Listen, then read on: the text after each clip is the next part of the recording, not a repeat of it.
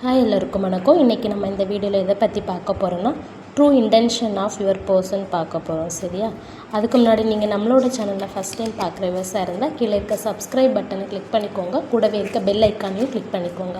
அப்போ தான் நான் போடுற வீடியோஸ் உங்களுக்கு நோட்டிஃபிகேஷன் வரும். யாருக்காவது tarot class, personal reading, healing வேணும்னா ஸ்க்ரீனில் தெரிய வாட்ஸ்அப் நம்பருக்கு காண்டாக்ட் பண்ணிக்கோங்க. ஓகே, இது reading, general reading, timeless reading. எல்லாருக்கும் எல்லா இன்ஃபர்மேஷன் மேட்சாக இருக்காது. உங்கள் லைஃபுக்கு தேவையான பாசிட்டிவ் இன்ஃபர்மேஷன் மட்டும் எடுத்துக்கோங்க. நெகட்டிவ் இன்ஃபர்மேஷனை ரிஜெக்ட் பண்ணிக்கோங்க. ஓகே, ரீடிங் பார்க்குறவங்க ஆப்போசிட் ஜெண்டரில் அஸ்யூம் பண்ணி எடுத்துக்கோங்க. ஓகே, யூனிவர்ஸ் கூட கனெக்ட் ஆகிக்கோங்க. Page of wants,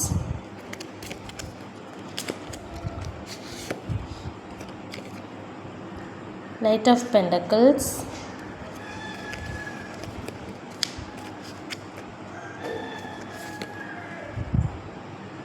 okay,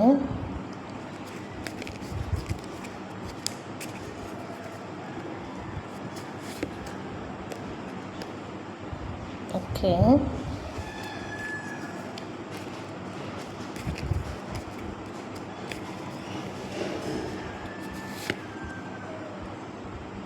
King of Wands,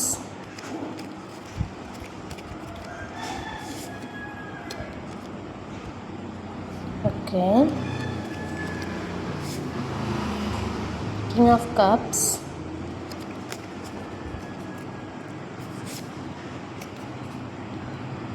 Queen of Swords,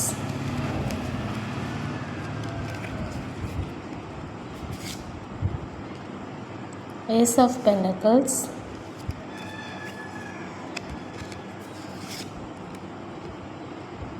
Chariot,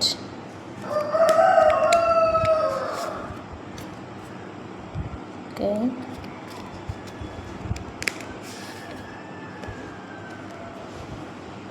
okay,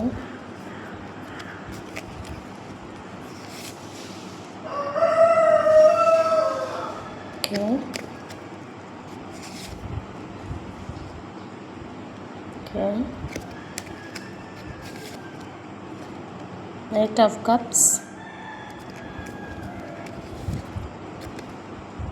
the Lovers. Okay, true intention of your person பார்க்க போகிறோம். இந்த ரிலேஷன்ஷிப் வந்து ஒரு ட்வின் ஃப்ளேம் ரிலேஷன்ஷிப் மாதிரி இருக்குது. ஒரு சோல் கனெக்ஷன் உள்ள ரிலேஷன்ஷிப்னு கூட சொல்லலாம். கரண்ட்லி இந்த ரிலேஷன்ஷிப் வந்து செப்ரேஷனில் இருக்கலாம். இந்த பர்சனுக்கு உங்களோட வேல்யூ ஒருபோதும் ஃபீல் ஆகலைன்னு சொல்லலாம். உங்களோட வேல்யூ இந்த பர்சன் வந்து புரிஞ்சிக்கவே இல்லைன்னு சொல்லலாம். உங்களோட இம்பார்ட்டன்ஸ் வேல்யூ இந்த பர்சனுக்கு எப்போவுமே புரிஞ்சதில்லைன்னு சொல்லலாம். இந்த ரிலேஷன்ஷிப்பில் ஒரு கிளாரிட்டி இல்லை இந்த பர்சனுக்கு அப்படின்னு சொல்லலாம். நீங்கள் இப்போ ஸ்பிரிச்சுவல் வேல ட்ராவல் பண்ணிகிட்டு இருக்கீங்கன்னு சொல்லலாம். ஏன்னா இந்த ரிலேஷன்ஷிப்பில் வந்து ஒரு சோல் கனெக்ஷன் ரிலேஷன்ஷிப்பாக யூனிவர்ஸ் நமக்கு கொடுத்துருக்கு. ஸோ ரெண்டு பேருக்குமே சேர முடியாத ஒரு சிச்சுவேஷன் க்ரியேட் ஆகுறதுனால நீங்கள் வந்து என்ன பண்ணுறதுன்னு தெரியாமல் ஒரு ஸ்பிரிச்சுவல் வே நீங்கள் சூஸ் பண்ணியிருக்கலாம். இது சோல் கனெக்ஷன் ரிலேஷன்ஷிப்னால 24 hours இந்த பர்சனோட தாட்ஸ் அண்ட் ஃபீலிங்ஸ் உங்களுக்கு வந்திருக்கலாம். பட் ஆப்போசிட்டில் இருக்கிற பர்சன் அதை ஒருபோதும் புரிஞ்சுக்கிறதில்ல. ஸோ ஒன்றும் பண்ண முடியாது. ஸோ நீங்கள் வந்து எப்போவுமே அந்த பர்சனை டிபெண்ட் பண்ணிட்டு இருக்கிற கேரக்டராக இருக்கலாம். என் கூட எப்போ ஒரு பர்சன் இருக்கணும், எனக்காக ஒரு பர்சன் இருக்கணும், என்னோடய ஹாப்பி அண்டு சேடாக எனக்காக என் கூட இருக்கணும் அப்படின்னு நீங்கள் வந்து அந்த பர்சனை டிபெண்ட் பண்ணிகிட்டே இருக்கிற ஒரு கேரக்டராக இருக்கலாம். ரொம்ப அந்த பர்சன் மேலே வந்து எமோஷ்னலி டிபெண்ட்டாக இருக்கீங்க. என்ன கேர் பண்ண ஒரு பர்சன் வேணும்னு நினைக்கிறீங்க. இந்த பர்சன் லைஃப்பில் உங்கள் கூட இருந்தால் தான் லைஃப் கம்ப்ளீட் ஆகும், இல்லைன்னா லைஃப் கம்ப்ளீட் ஆகாது அப்படின்னு நீங்கள் ஃபீல் பண்ணிகிட்டு இருக்கீங்க. ஸோ கரண்ட்லி நோ காண்டாக்ட் சுச்சுவேஷனில் நீங்கள் இருக்கீங்கன்னு சொல்லலாம். பட் சோல் கனெக்ஷனால் ஒரு மிஸ்ஸிங் ஃபீல் எப்போவும் உங்களுக்கு இருக்கும். நீங்கள் மெடிடேஷன் பண்ணிகிட்டு இருக்கிறவங்களா இருக்கலாம். நோ காண்டாக்ட் சுச்சுவேஷனில் இருக்கீங்க. பட் இந்த பர்சன் இல்லாமல் நான் எப்படி லைஃப்பில் ரன் பண்ணுவேன் அப்படிங்கிற தாட்ஸ் அடிக்கடி உங்களுக்கு வந்து போகும். உங்களை சுற்றி எல்லா ஹாப்பினஸ் இருந்தாலும் நீங்கள் வந்து லோன்லியாக ஃபீல் பண்ணிகிட்டு இருப்பீங்க. வேறு வழி இல்லாத நீங்கள் மெடிடேஷன் ஃபாலோ பண்ணிகிட்டு இருப்பீங்க. ஒரு மிஸ்ஸிங் ஃபீல் உங்களுக்கு எப்போவுமே இருக்கும். ஸோ அடிக்கடி தோணும்போது நீங்கள் மெடிடேஷன் பண்ணக்கூடிய ஆளாக இருப்பீங்க. இங்கே ஆரம்பத்தில் இந்த பர்சனை சேசிங் எல்லாம் பண்ணலை. பட் இப்போ சேசிங் இப்போ வந்து கொஞ்சம் கொஞ்சமாக சேசிங் பண்ணுறீங்க, அடுத்து பண்ண மாட்டேங்கிறீங்க. பட் இப்போ கொஞ்சம் கொஞ்சமாக அவாய்ட் பண்ணுறீங்க சேசிங் பண்ணுறத. சோல் கனெக்ஷனாக இருந்தாலும் ட்வின் ஃப்ளேம் கனெக்ஷனாக இருந்தாலுமே 2 சைடுமே எஃபோர்ட் போட்டால் தான் அந்த ரிலேஷன்ஷிப்பில் ஒரு சக்ஸஸ் இருக்கும். நீங்கள் மட்டுமே எஃபோர்ட் போட்டு ஒரு ப்ரோஜனம் இருக்காது. ஸோ மெடிடேஷன் சூஸ் பண்ணியிருப்பீங்க. நீங்கள் மெடிடேஷன் பண்ணதே ரொம்பவே மெடிடேஷனோட அடிக்ட் ஆகியிருப்பீங்க. நீங்கள் மெடிடேஷன் பண்ணி நீங்கள் கொஞ்சம் ஹீல் ஆக ட்ரை பண்ணியிருப்பீங்க. யூனிவர்ஸோட பிளெஸ்ஸிங்ஸ் உங்களுக்கு இருந்ததுனால நீங்கள் வந்து ஹீல் ஆகிட்டீங்கன்னு சொல்லலாம். இப்போது நீங்கள் யார் இல்லைனாலும் எனக்கு ஒன்றும் இல்லை, என்னால் லைஃப்பை ரன் பண்ண முடியும் அப்படிங்கிற அளவுக்கு நீங்கள் ஹீல் ஆகியிருக்கீங்கன்னு சொல்லலாம். இந்த வேர்டில் ரசிக்கிறதுக்கும் பழகிறதுக்கும் நிறைய விஷயங்கள் இருக்குது. பட் இந்த ஒரு பர்சனை மட்டும் ஃபோக்கஸ் பண்ணுறதால எல்லாத்தையும் நம்ம இழக்கிறோங்கிற அந்த உண்மையான கிளாரிட்டி உங்களுக்கு லைஃப்பில் கிடச்சிருச்சு அப்படின்னு சொல்லலாம். கரண்ட்லி நம்ம லைஃப்பில் ரன் பண்ணுறதுக்கும் வாழ்கிறதுக்கும் நிறைய வேஸ் இருக்குங்கிறத நீங்கள் உணர்ந்துருக்கீங்கன்னு சொல்லலாம். இப்போது நீங்கள் உங்கள் மென்டல் பீஸுக்கு இம்பார்ட்டன்ஸ் கொடுக்க ஆரம்பிச்சிருப்பீங்க. உங்கள் சோலுக்கு இம்பார்ட்டன்ஸ் கொடுக்க ஆரம்பிச்சிருப்பீங்க. உங்களையே நீங்கள் செல்ஃப் லவ் பண்ணிகிட்டு இருக்கீங்கன்னு சொல்லலாம். ஃபிசிக்கலாக இருக்கிறத விடையும் சோலுக்கு இம்பார்ட்டன்ஸ் கொடுக்கறது ரொம்ப முக்கியங்கிறத நீங்கள் உணர்ந்துருக்கீங்கன்னு சொல்லலாம். ஸோ அதனால் நீங்கள் வந்து உங்கள் சோல் பீஸுக்கு இம்பார்ட்டன்ட் கொடுக்க ஆரம்பிச்சிருப்பீங்க. எல்லாத்தையும் என்ன ப்ராப்ளம் வந்தாலும் ஈஸியாக டிட்டாச்மெண்ட்டில் இருந்து பார்க்குறீங்க நீங்கள். பட் நீங்கள் வந்து சேசிங் பண்ணலை, இந்த பர்சன் உங்களை சேசிங் பண்ணுறாரு. அவர் மைண்டில் ஒரு கொஸ்டின் உண்டு. இப்போவும் என் மேலே லவ் இருக்கான்னு ஒரு கொஸ்டின் கேட்குறாரு. இந்த பர்சன் வந்து ஒரு கண்ட்ரோலிங்கான கேரக்டர். ஸோ உங்களை கண்ட்ரோலாக வச்சுருக்கணும்னு நினச்சிருப்பாரு. பட் இப்போது அவரோட ட்ரூ இன்டென்ஷன், நான் எப்படி பிஹேவ் பண்ணியிருக்கக்கூடாது, நான் உன் மேலே அதிக அன்பு இருக்கிறதால தான் இப்படி நான் பிஹேவ் பண்ணேன், நீ அதை புரிஞ்சுக்கல, அந்த மாதிரி அவர் ஃபீல் பண்ணுறாரு.